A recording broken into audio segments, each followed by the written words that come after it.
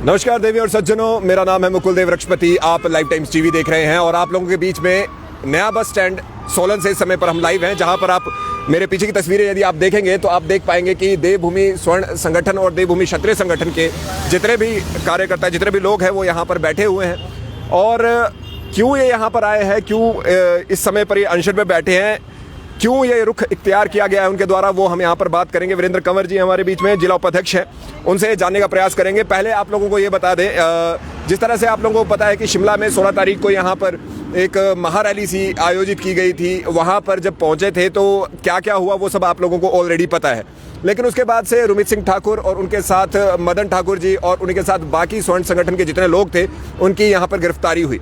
और उस गिरफ्तारी के बाद से यहाँ पर जितने भी स्वर्ण संगठन है वो एक एक करके वापस यहाँ पर प्रदेश के जगह जगह पर अनशन का एक रुख इख्तियार उन्होंने किया है, एक तरीका उन्होंने निकाला है और जगह जगह अपने नेताओं की रिहाई के लिए वो यहाँ पर अनशन कर रहे हैं। वीरेंद्र जी, सबसे पहले यही जानना चाहेंगे, जैसे कि हम लोग यहाँ पर देखते हैं कि थोड़ा सा क्लैरिटी मेरे को इस चीज़ पर चाहिए।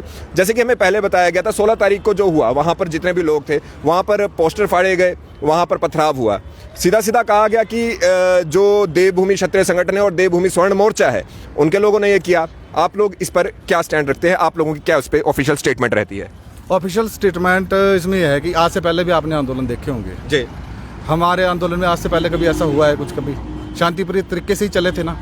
और उसी दिन का आंदोलन में जो हमारे लोगों को लगता है कि उसमें हमारे बीच कहीं ना कहीं की साजिश के तहत लोगों को प्लांटेड किया गया था और जिसकी वजह से जो ये काम हुआ वो इसी की वजह से हुआ है, जो भी कांड हुए। यानी कि पथराव करने वाले आपके लोग नहीं थे, आप कह रहे हैं? नहीं थे।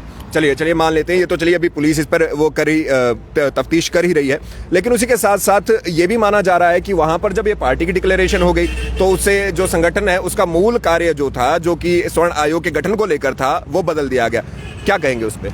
पार्टी डिक्लेयर नहीं हुई थी उस टाइम। लोगों से पूछा गया था कि आप लोग चाहते क्या है, अगर हम इस आंदोलन को खत्म करते हैं यहीं पे जी, तो उसके बाद हमारी अगली रणनीति क्या होगी, अगला विकल्प हमारे पास क्या बचा है। यही बात लोगों से पूछी गई थी, पर ज़्यादा क्राउड होने की वजह से शायद लोग समझ भी नहीं पाए, थोड़े भ्रमित हुए वहाँ, और उस वजह से थोड़ा सा मतभेद हुआ था। बाकी ऐसा कुछ नहीं है कि लोग टूटे हैं या संगठन कमजोर हुआ है। मतलब अभी भी आप लोग ये कह रहे हैं, ये मान के चल रहे हैं कि सभी लोग संगठित हैं और सभी लोग जो है जिस तरह से पहले ये आंदोलन था उसी तरह का अभी भी चल रहा है? बिल्कुल बिल्कुल ऐसे ही है। अब इस बारे में बात करें, रुमित सिंह ठाकुर और मदन ठाकुर जी और उनके साथ दीपक जी हैं, बहुत से लोग हैं जिनकी यहाँ पर गिरफ्तारियां हुई हैं। तो गिरफ्तारियों के लिए जो धाराएं यहाँ पर लगाई गई हैं वो ऐसी ही धाराएं हैं जिनके लिए आप बोलें कि आप अनरेस्ट यहाँ पर क्रिएट किया गया है।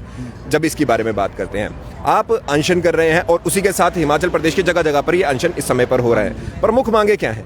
प्रमुख मांग है कि जो भी भाई हमारे आज अंदर है, जेल के अंदर हैं, उन लोगों को रिहा करो, बाहर निकालो। जिस भी साजिश में उनको जो भी धाराएं उनके ऊपर लगाई गई है उनको खारिज करो। आप ये कह रहे हैं कि वहाँ पर जो पथराव हुआ या पोस्टर फाड़े गए वो हुआ ही नहीं हुआ है, पर हम ये बोल रहे हैं कि हमारे संगठन के लोगों ने या मदन भाई या रुमित भाई ने वो चीज़ नहीं किया। मदन भाई ने किसी को ये नहीं बोला, रुमित भाई ने किसी को ये नहीं बोला कि तुम पोस्टर फाड़ो। उन्होंने रोका है वहाँ। आप शायद वीडियो फुटेज भी होगी आपके पास, उसमें देखना आप उन लोगों को रोकते हुए नजर आ रहे हैं। जो लोग पत्थर बरसा रहे थे उन लोगों को पत्थर से वहाँ छुड़ा के उनको बाहर किया जा रहा था। ये हमारे संगठन के लोग इन लोगों को बाहर निकालने की कोशिश कर रहे थे। कुछ शरारती तत्व बीच में ऐसे घुस आए थे जिन लोगों ने संगठन को बदनाम करने की कोशिश की है। तो यानी कि आप यहाँ पर वैसे डिमांड तो आप लोग ये करनी चाहिए कि भाई पहले ये पता किया जाए कि भाई किसने ये किया है।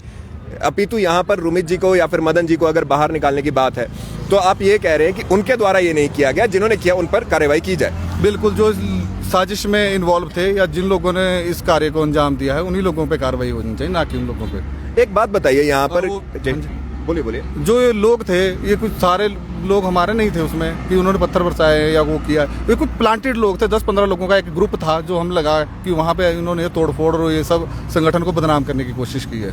एक यहाँ पर वीडियो और मीडिया चैनल्स पर भी आई थी जिसमें जब आप लोग उस तरफ को बढ़ रहे थे उस दौरान यहाँ पर उमेश जी का बयान था कि जितने भी हमारे विधायक हैं या मंत्री हैं 68 के 68 उन लोगों को पकड़ के यहाँ पर गाँव में घुसने नहीं देंगे या इस तरह के शब्द इस्तेमाल किए गए थे। क्या आपको नहीं लगता कि उस तरह की चीज़ों से ये चीज़ इग्नाइट हुई, कि उसमें ज्वाला भड़क गई? आपको नहीं लगता ऐसा? हमारी बात है कोई नहीं सुना था उस टाइम। जितने भी हम लोग वहाँ पे थे, इतना क्राउड था कि लोगों को जो उन्होंने ये बोला था कि गांव में घुसने नहीं देंगे, तो उनका मतलब ये नहीं था कि वहाँ के हम डंडे लेके उनके लिए मार कुटाई उनके साथ करेंगे। उनका ये था कि जब तुम लोग हमारे से वोट मांगने आओगे, जब जैसे हम आज आ रहे हैं और हमारे लोगों को तुम जगह जगह घर से पहले ही डिटेन कर रहे हो, जी जी, है ना, एक दिन पहले से ही लोगों को घर से उठा रहे हैं, हम शिमला आ रहे हैं तो इसके लिए भगवा झंडा लेके चले हैं, तो कहीं ना कहीं थोड़ा सा ये था, इस वजह से उन्होंने ये बोला है। बाकी ऐसा कुछ नहीं था कि हम वो कर रहे हैं। आखिर में जो ये अनशन है रिहाई के लिए, हालांकि क्योंकि कोर्ट की प्रोसेस है, समय तो अपने अनुसार लेती है, लेकिन ये अनशन जो है ये कब तक चलना है या किस तरह के इसके बारे में आगे की स्ट्रेटेजी, क्या रणनीति आप लोगों ने बनाई हुई है? अभी तो फिलहाल हमने 5 दिन के लिए इस अनशन पे बैठे हैं। बाकी अब उसके बाद हो सकता है अनशन आगे बढ़े या हो सकता है आमरण पे भी आना पड़े, पर जैसा कि कुछ होगा वो जो स्टेट हमारी कमेटी डिसाइड करेगी उसी हिसाब से हम आगे बढ़ेंगे। एक आखिर सवाल मेरा, काफ़ी ज़्यादा लोग ऐसे हैं जो ऐसा मानते हैं कि स्वर्ण आयोग अगर बनता है तो उससे लोगों के खासकर वो जो अपेक्षित वर्ग है उनके जो राइट्स हैं, उनके जो हक हैं, हक हुकूक हैं, वो यहाँ पर खराब हो सकते हैं। बिल्कुल। और आप क्या मानते हैं कि जो अगर ये स्वर्ण आयोग बनता है तो उससे क्या फ़ायदा होगा? क्यों बन तो गया है, सरकार ने उसकी नोटिफिकेशन निकाली है, बस उसको भरने की अभी देरी है। और एक्ट, आप लोग एक्ट की बात कर हम रहे हैं। एक्ट के रूप में ही इस चीज को बोल रहे हैं। तो फायदा क्या होगा उससे? क्योंकि बहुत से लोग, मुझे ऐसा लगता है कि क्राउड में उनको ये जानकारी ही नहीं है कि क्या फायदा हो सकता है उससे। थोड़ा सा अगर उस पर आप देखो, जैसे सारे आयोग बने हैं ना, तो हर आयोग अपने समाज के लिए कार्य कर रहा है, अपने उसके लिए कार्य कर, तो जो अगर हमारा आयोग बनता है तो उसमें हमारे लोगों को ही फायदा होगा ना। हम किसी के अधिकारों को छीनने की बात तो नहीं कर रहे कि अगर हमारा आयोग बनता है तो जो चीज़ हमारे को दी जा रही है आप उन लोगों को मत दो। उनका आयोग है, वो उनके लिए कार्य करेगा, उनके लिए फैसिलिटी लेकर आएगा। हमारा आयोग है, हमारे लिए कार्य करेगा, हमारे लिए फैसिलिटी लेकर आएगा, तो हम लोगों को फायदा ही होगा। अनशन अभी 5 दिन और कम से कम चलेगा? कम से कम 5 दिन तो है ही है। आपका बहुत बहुत धन्यवाद यहाँ पे वीरेंद्र जी बात करने के लिए। वीरेंद्र जी हमारे बीच में सोलन से उपाध्यक्ष हैं यहाँ पर।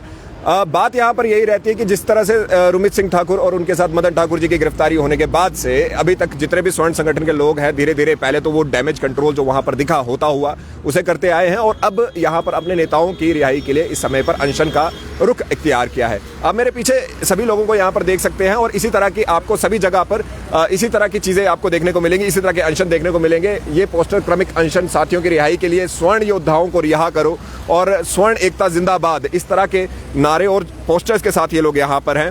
खैर, अभी तो ये विचार न्यायालय के सामने विचाराधीन है, अभी तो कि जो मामला है विचाराधीन है, लेकिन देखना ये होगा कि सरकार या कोर्ट इस पर क्या संज्ञान लेती है।